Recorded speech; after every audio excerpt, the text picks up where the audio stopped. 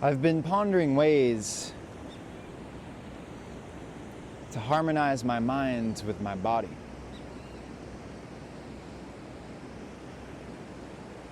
With my heart and my soul. Particularly in face of my mind's perpetual loops, which have felt quite limiting, confining, and imprisoning.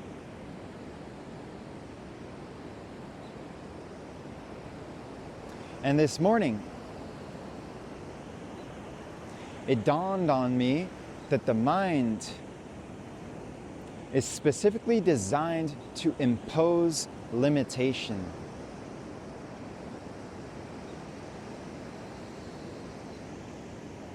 To curate the confines into which fluidity, infinity, life and love can flow. Such that the limitations of the mind do not have to be the typical self-limiting beliefs, codes and scripts of worthlessness within the body with which most people wake up in the morning. I don't know about most people, but a lot of people.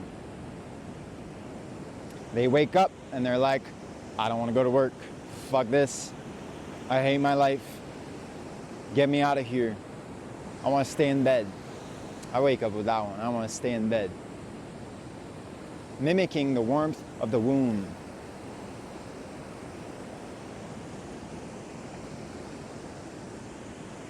But I realized that with my soul and my heart and my will and my prayer,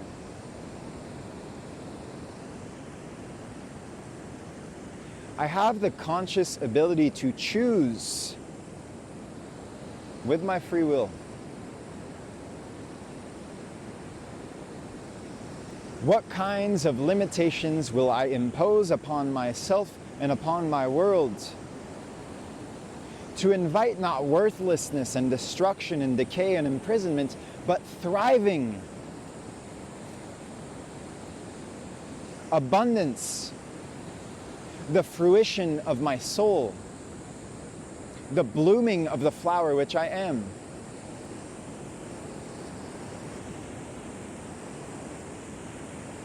The heart and the soul are a seed. And my mind cannot control the fact that God has coded into reality that seeds grow into whatever they're designed to be. My mind has no ability to control what that seed will become, but my mind does have the ability to design and build a garden bed and to discern between the places where the planting of a seed would be intelligent, would be conducive to its thriving.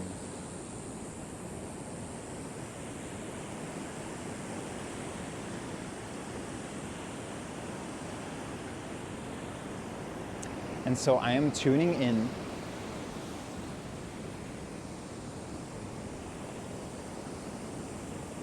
to my mind's ability to write the scripts not only of its own mind, of the thoughts that I wake up with in the morning, of the thoughts that I carry into my days, but also with something as simple as creating a to-do list, as creating a morning routine, as creating these little temporal containers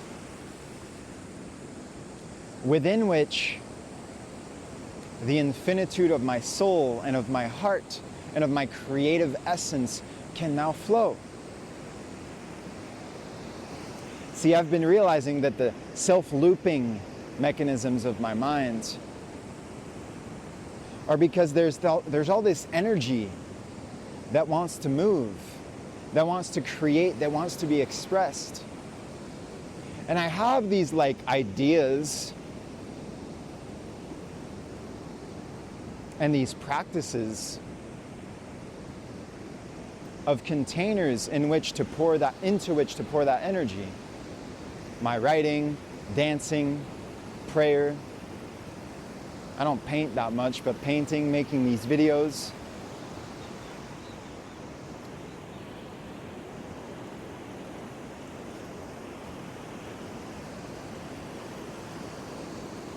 But sometimes I'm a forgetful person. And if I don't have something written down,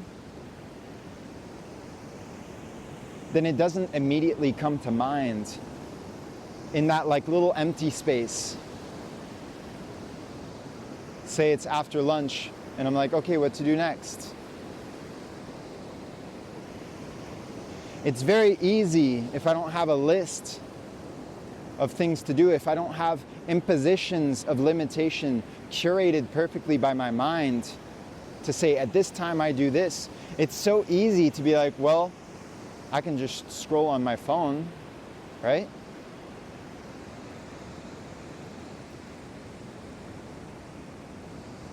I can just forget that I have all of these purposeful activities that I can do. And I can fill my time with pleasure.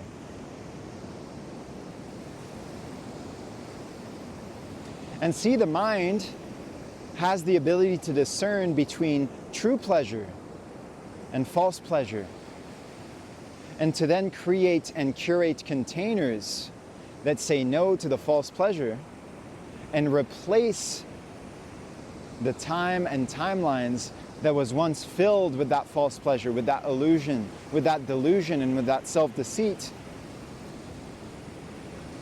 and to create containers for purposeful activity.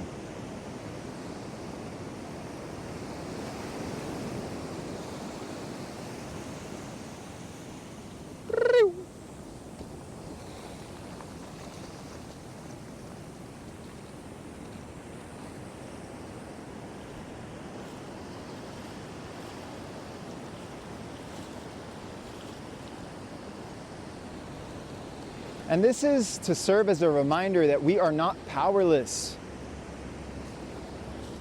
against the unconscious scripts of our programming, which are currently in charge of so many of our minds' limitation scripts. The mind imposes limitations. Right now, for most, these are unconscious and they are programmatic and they are externally imposed or ancestrally or karmically inherited. But the thing is, they're malleable.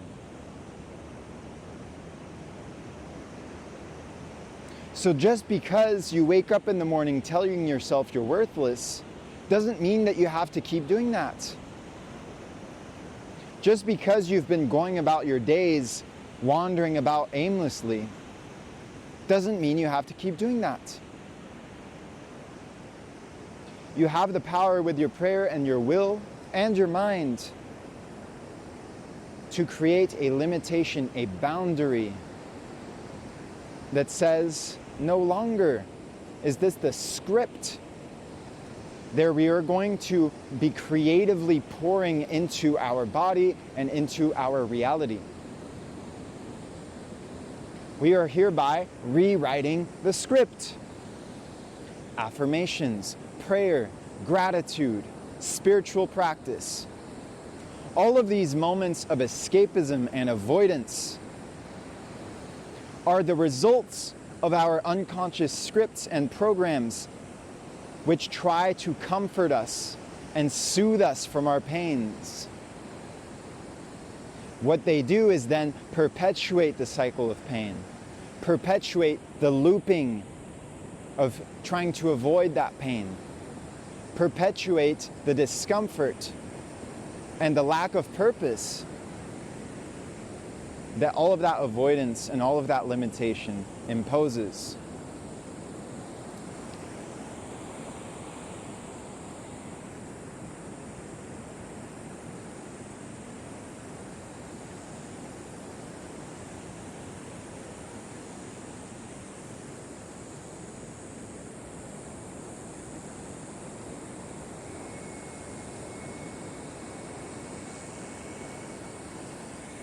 the limitations can be curated to invite the thriving. Such that if you're one of those people who goes to work every day, 9 to 5, let's say, and your mind has coded a certain pattern where you get home and you turn on the TV, you scroll on your phone, you watch YouTube videos, whatever it might be. You can wake up that morning or go to sleep the night before and write in your journal with your mind, today, tomorrow, I will not do this behavior. I will do X, Y, Z instead. I will pursue my creative practice. I will journal. I will meditate. I will pray.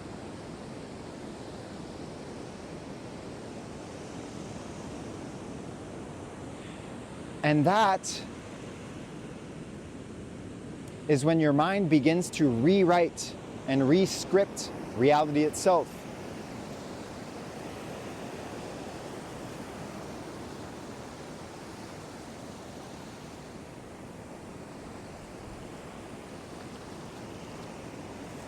And using this example, when you get home, if you've written in your journal that morning, I will not watch TV today. When you get home and that impulse of the program rooted in your self-worthlessness to watch TV or to numb out, that impulse presents itself to your body. But there's also the flash of that new program which you've inserted. The limitation that says, I will not do this. I will do this creative thing instead. Then that program shows up. And then with your will, you get to decide, will I feel the temptation of falling back into my old patterns, and will I fall back into them? Or will I follow my mind's limitation?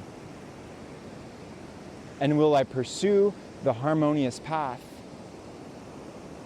of thriving?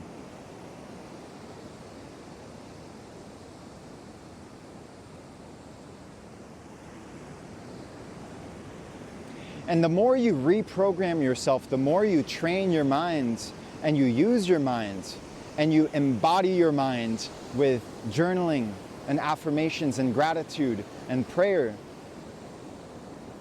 the more you will actually rewire the entire nervous system of your being, your entire body, and also the reality generation field of your entire being. It is not only yourself and your own programs and your own limitations which you are rewriting. It is then the reality which emanates from you.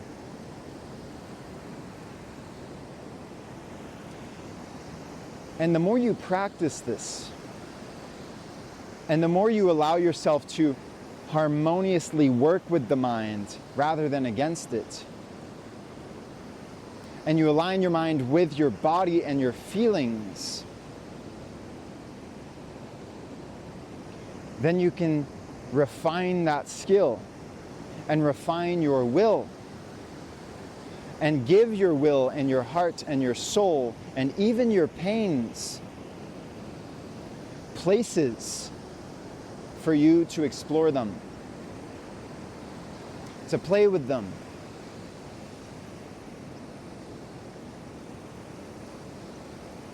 to become them. Maybe you don't want to become your pain. But in this process of limitation, when so much of our behavior is about avoiding pain, is about numbing our pain, the mind also has an ability to create the limitations and the containers for your body to feel that pain and for your mind to connect with your body and confront your pains and confront your wounds and confront your shadows, which is where most of the limiting programs that do not serve you, that keep you entrapped and imprisoned and small and constricted and contracted to false contractual systems. When you create the limitations with your mind and the containers, and you curate these spaces, and you bring them into time and into space in the form of willful mastery,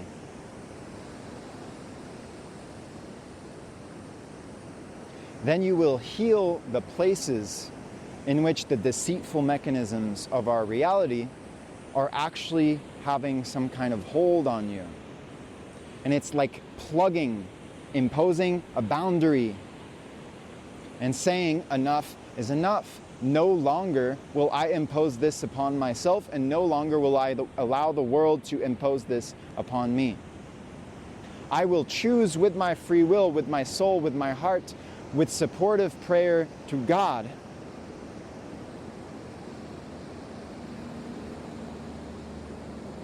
what I do with my freedom,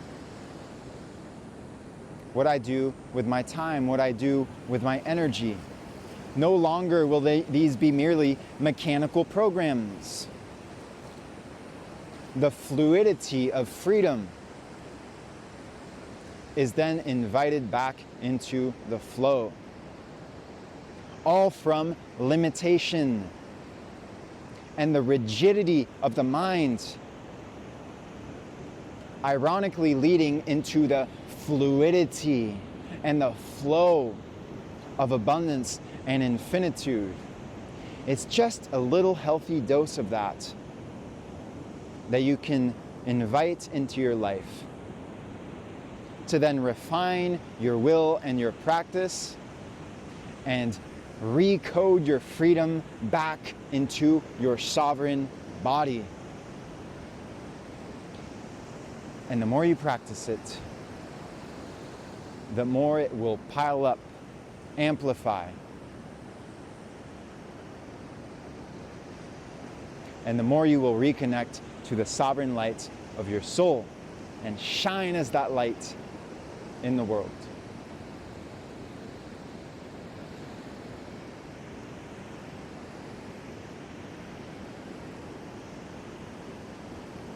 Yeah.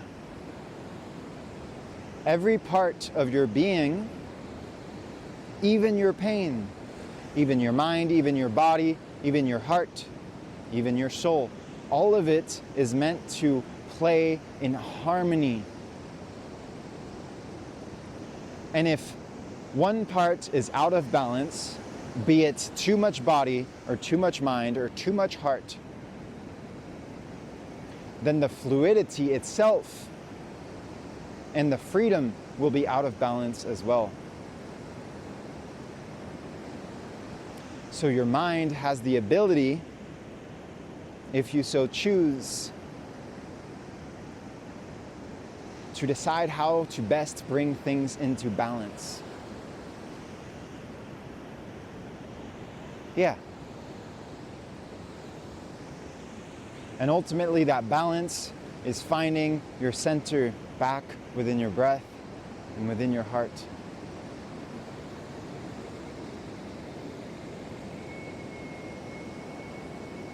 And reclaiming your freedom from all the ways in which you yourself have taken that freedom away. That's it.